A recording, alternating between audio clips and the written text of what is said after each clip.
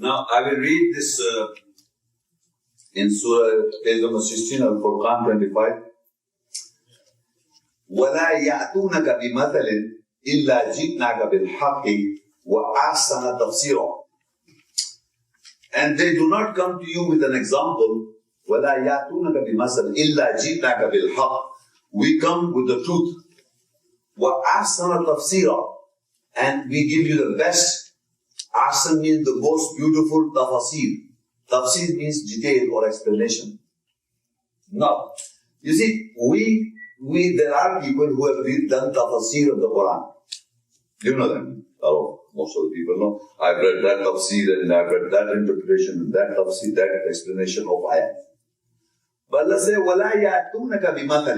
They do not come to you with any question or example. إِلَّا جِئْنَاكَ بِالْحَقِّ. We come with the truth. وَأَحْسَنَ تَفْسِيرًا. And we are the best, the most best. Ahsan tafsir. So there are human tafsirs, but Allah is also doing the tafsir and the best one. So you see how the Allah does tafsir. He explains one ayat here and he's explained the same topic ayat somewhere else. Another surah in the chapter. Like for example, if you see in Baqara, if you want to divorce, you read the Surah Al-Baqara is divorce, Surah An-Nisa is divorce, Surah Al-Azab is divorce, Surah divorce is divorce.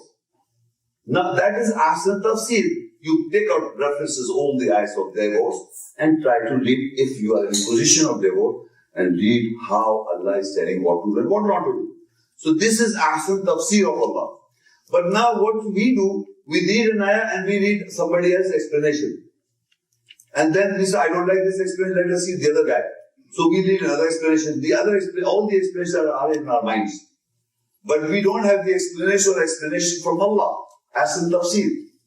So Allah is also explaining us to have best explanation is from God, as in tafsir. Now, Surah Al-Isra 4 and 82. This is basically a challenge and as well as confusion also to be clarified. There is a confusion going on. I'll explain how. It says Surah Al-Isra 4 and ayah 82. أَفَلَا يَتَدَبَّرُونَ الْقُرْآنَ وَلَوْ كَانَ مِنْ عِنْدِ غَيْرِ اللَّهِ لَوَجَدُوا فِيهِ اخْتِلَافًا كَثِيرًا. Do they not consider or ponder Al-Quran, the reading? If it had been from other than Allah, they would surely have found in it much discrepancies, contradictions. Now people, when they read this ayah, they simply believe on the surface value that Quran do not have contradictions. That's the only they but understand. But you see what happens. You see, when somebody, I read this Quran ayah, and I collected the ayahs on the basis of what the Quran is, the book Quran, word of God. Some verses. I'm reading Quran, the word Quran is in the ayahs. And I'm explaining a few things here and there.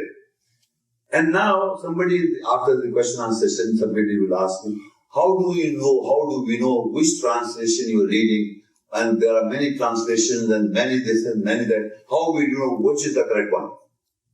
I've come across people like that. So Allah is answering very easy.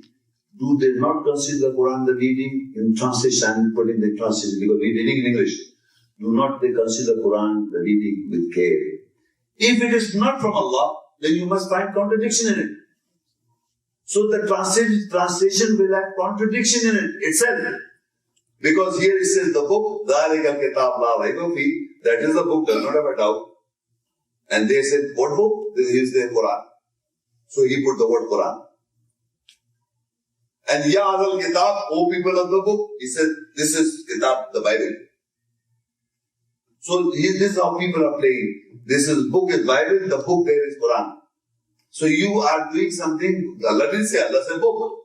People of the book and the book. The book remains the same. But when it uses the word book, you put Quran when you suits you. And when it says, Ya al-Kitab, people of the book, you say this is the referring to the Bible. It uses a Christian book. So you are doing this, all this.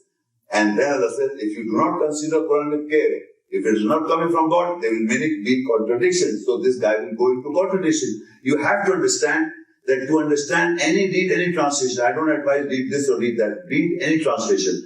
And if you read one particular subject, you pull the ayahs from that subject from the concordance available on computers, and as well as like that. You have a concordant book available in the market. Take up one subject, take up the relevant ayahs, read that particular topic from the Quranic ayahs. And when you join together, you will come to understand and you will see that if there is contradiction, you will find out. So any translation can be checked by the ayahs translation themselves. Because the Quran understanding coming from Allah, do not ponder the Quran, the reading with care. Had it been from other than Allah, they would find there is many, not one, many discrepancies and contradictions. So if there is no contradiction and there is no controversies, it's coming from God. So you don't have to be confused with translation. But you must remember, you must trust the translation and the essence that you receive from the different ayahs. If you do not receive anything and you say, look, this is this, I don't believe that translation, I don't believe it. I mean, this is no way of reading. Try to do some homework and analyze it and you'll come to know. Then he gives you another challenge. In Surah Al-Isra 17, قُلْ لَإِنِ اجْتَمَعَ الْإِنسُ وَالْجِنُّ عَلَىٰ أَن يَأْتُوا بِمِثْلِ هَٰذَا الْقُرْآنِ لَا يَأْتُونَ بِمِثْلِهِ وَلَوْ كَانَ بَعْضُهُمْ لِبَعْضٍ ظَهِيرًا. Say if the whole mankind and jinn, shielded ones, were gathered together to bring with the likeness of this Al-Quran, the reading, they could not bring the likeness of it if they back up each other.